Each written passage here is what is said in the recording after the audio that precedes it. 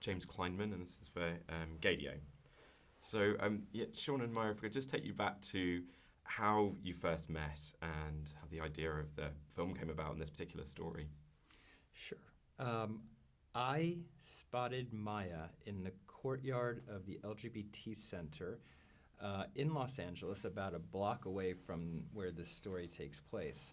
I saw her from about maybe 35 feet away, and she just drew me in.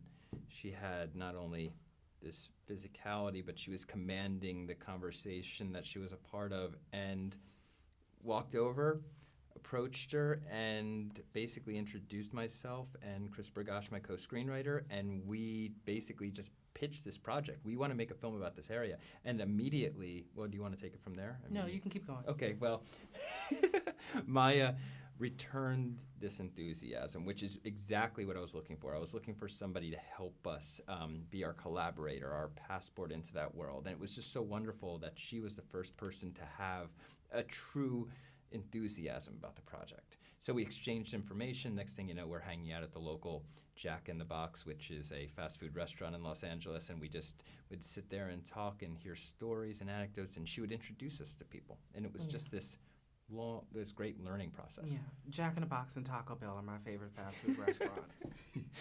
And one of the people I think you introduced Sean to was Kitana Kiki Rodriguez, who plays Cindy in the film. And the heart of the film really for me is the touching friendship between the two of them. How would you kind of describe that friendship for people who haven't seen the film yet? But the friendship was very, very real. I mean, our personalities, we're so opposite.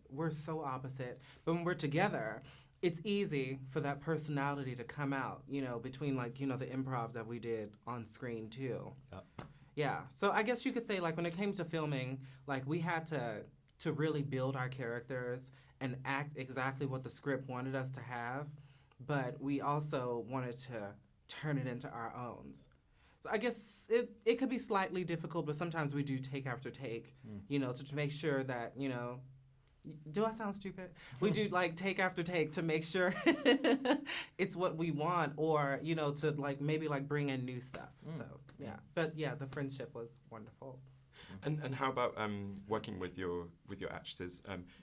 Probably quite inexperienced from screen acting before this, but was that a benefit to you as a filmmaker, Sean? Both Maya and Kiki were aspiring actors and entertainers, and they both had training, so they were already coming from a place where they weren't, their confidence level was high. And so it didn't feel like, and they're also extremely professional. I mean, I didn't have to even give them the, acting 101 class, don't look at the camera, etc. They already came prepared with that. And it was just, and it was wonderful. It was wonderful to see that, as I just said, with the confidence level, they were working with seasoned actors. I mean, James Ranson from The Wire, Generation Kill, and my other film, Starlet. And it was great to see them interact and be really on the same level in terms of, acting ability and confidence level. And what about the singing? That's a beautiful moment in the film, Maya, the song, and a bit of tranquility, really, in the chaos of some of the rest of the film. Can you tell us about that moment in the film? Yeah, the singing scene was very big for me because Sean just mentioned we had training. I didn't have training in acting so much, but my training has mainly been in singing. I've been singing my whole life. So singing was very special to me. It's actually my first love. I love, love, love singing. And I'm actually working on my first song now, but I'll probably release it next year. But yeah, the singing scene was very special. I wanted the singing scene to be inside of it because I wanted people to know this is what I can do. Even though the song was not so much my choice, I wouldn't have picked that song because it was so different from what I normally sing. What would you have picked? I would have picked something R&B or something soul or maybe something pop or something that really shows my range. But I know she wanted to do a Toni Braxton song, called a Santa Toni Please. Braxton Christmas song. Yeah. Of course, yeah. I really wanted to do Christmas Santa Eve, isn't Please it, the because movie? Santa Please is very sexy and seductive, and it really highlights my voice. But we were dealing with no budget, so we had to find a public domain Christmas song. Yeah, I'm that she sure could Toni sing. be like, "Oh, that's $200,000." What about Mariah, All I Want for Christmas? Is that one you'd like to have a Well, go at you it, know, or you have? my favorite singers are Toni Braxton and Tamar Braxton, the sisters. And, you know, they sound so similar, just different ranges. So I love voices like that, or Whitney Houston, or Celine Dion. I'm not so much into Mariah. I hope she's not watching this. I'm sure she won't mind. No. Yeah.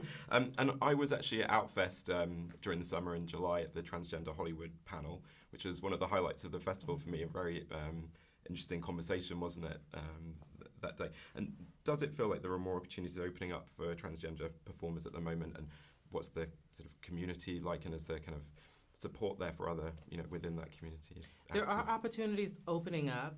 I definitely would say that we're making some progress, but, you know, there's still a long ways to go.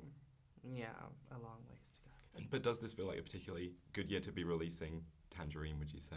Oh, most definitely.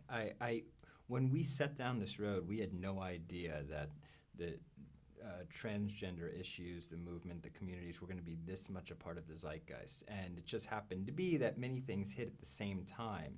And we just got caught up in the middle of it, but which is great, you know, timing for the film. It's one more story to be told about the communities and movements. And so we're happy to be a part of it. And how does it feel to each of you to have the support of your producers putting you forward for consideration with Oscar voters? Oh my God! You go first, Sean. Well, Mark and Jay Duplass executive produced the film, and they've been incredibly supportive from day one. Being the most hands-off producers, they definitely trusted us from day one. They gave us wonderful notes, and now that we're here at this stage, and now that they've announced that they are getting behind this Oscar campaign, it's really, it just once again proves that these guys are the best, and they're extremely supportive, and we'll see what happens. It's a blessing. That's all I can say.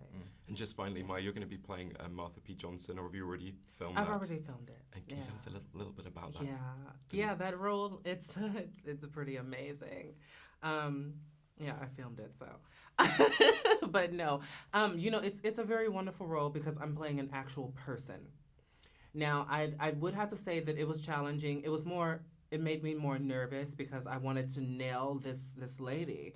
You know, I would watch videos, and I guess my main issue was trying to imitate her voice, which I'm not going to do on camera because you had to do it for the movie. My main issue was trying to imitate her voice because she sounds so much more different from me.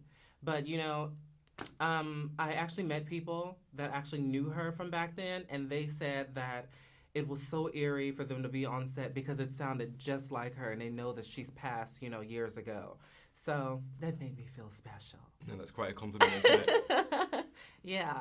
Congratulations on Tangerine. Can't wait for everyone to see it here. Mya Taylor, thank you. Sean Baker, thanks very much. Thanks for having us. Thank you. Thanks. Great chatting to you. And